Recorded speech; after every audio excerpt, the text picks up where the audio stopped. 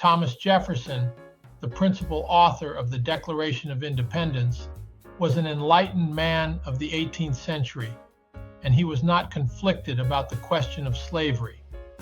Jefferson sought the continuation of black slavery and wanted the United States to abandon Anglo-Saxon jurisprudence and English law in favor of Roman law to accommodate slavery. Also, he believed that it made the law easier to understand. After independence was declared, Jefferson watched with deep frustration as America's first Congress and the 13 state legislatures adopted Anglo-Saxon jurisprudence and English law.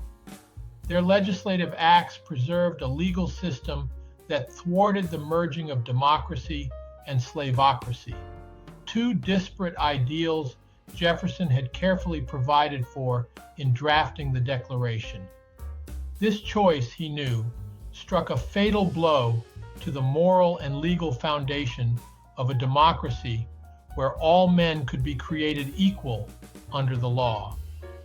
Jefferson knew the choosing of English law had the legal consequence of forever compromising America's moral and legal foundation, as colonial slave codes were void ab initio because colonial assemblies did not have the legislative authority to enact a valid slave law, which caused all colonial slave codes to be void ab initio, and it could never become a lawful practice. Moreover, the Parliament passed the American Colonies Act of 1766, which abolished colonial slave codes since they denied and questioned Parliament's supreme legislative authority in the kingdom, and slave codes were declared unconstitutional in the Somerset decision in 1772.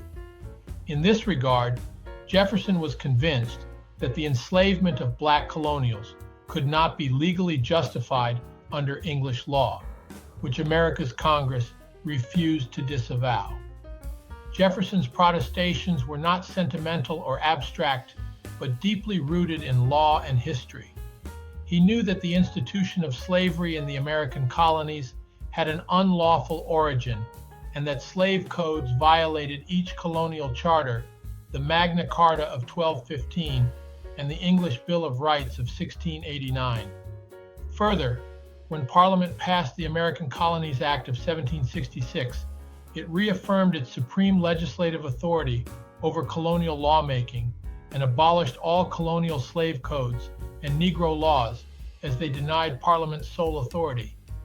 Then, in 1772, Lord Chief Justice Mansfield, in his Somerset decision, declared slavery was not lawful in the kingdom and could only exist if Parliament explicitly authorized it, a power Parliament had never exercised in the American colonies, and in effect declared colonial slave codes void ab initio. Thus, as Parliament abolished colonial slave codes in 1766 and in 1772, English law had already condemned slavery in colonial America as extra-legal, a practice without a legitimate legal foundation. Jefferson warned America's Congress that adopting English law with all its limitations would end America's slaveholding claims and compromise the very ideals of freedom, justice, and equality America professed. However, the Founding Fathers and the 13 state legislatures were not persuaded despite his passionate arguments.